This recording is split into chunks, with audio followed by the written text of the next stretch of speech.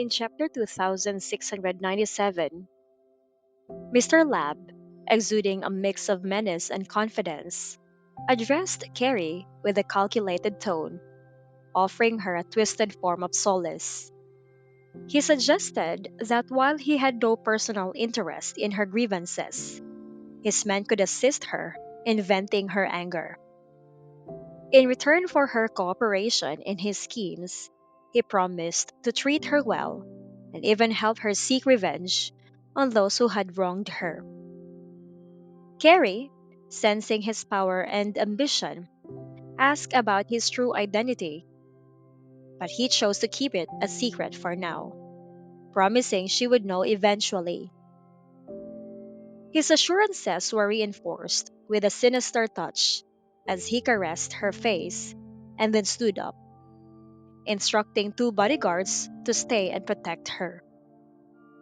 Before leaving, he made it clear he had more pressing business to attend to, hinting at his extensive and influential operations. As he departed, one of the bodyguards informed Gary that Mr. Lab had purchased a villa and a new car for her, suggesting she move in immediately. However, Carrie, ever cautious and strategic, decided against canceling her current lease. She reasoned that maintaining the rental house would serve as a useful cover, ensuring that her presence in Willspoon remained plausible.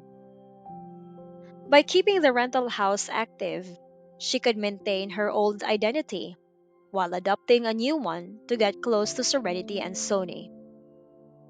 This dual existence would prevent immediate suspicion if her new identity was discovered. Her plan was methodical. She intended to use a disguise to infiltrate Serenity's circle, gaining her trust and positioning herself for the ultimate goal of kidnapping Titus when the opportunity arose. The bodyguards, recognizing the wisdom in her strategy, agreed to her decision. They also conveyed Mr. Lab's directive that she be addressed as Madame in public, aligning her status with the affluent individuals she would be targeting. Carrie appreciated this foresight, understanding that appearing as Mr. Lab's mistress would elevate her status without arousing undue suspicion. Despite her limited knowledge of Mr. Lab, she was determined to navigate their partnership to her advantage. His entourage of bodyguards and his ruthless demeanor indicated significant power and influence. As she left the rental house with the bodyguards, she was resolved to fully embrace her role, aiming to eventually secure her position as the real Mrs. Lab, not just a mistress in name. Meanwhile, at Zachary's villa, a contrasting scene of innocence and family unfolded. Titus and Sony were captivated by the smiles of the babies, Ava and Enzo, who had just arrived. Ben had brought Titus over early in the morning, intending to have breakfast at Zachary's house before heading to Remy's.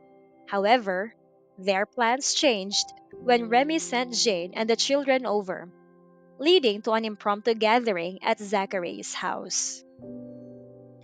The children's laughter and interactions created a warm and joyful atmosphere, with Titus and Sony particularly enchanted by Ava's frequent smiles. Sony, noticing Ava's preference for Titus, expressed his observation with a mixture of amusement and slight jealousy.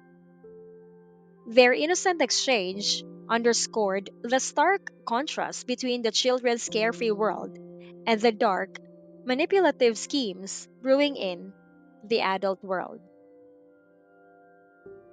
As the children played, the adults were likely unaware of the looming threats posed by Mr. Lab and Carrie.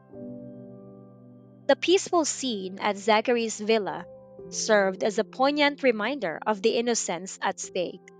highlighting the potential impact of the sinister plans being set in motion. While Carrie prepared to adopt her new identity and execute Mr. Lab's strategy, the families at the villa remained blissfully ignorant of the dangers ahead.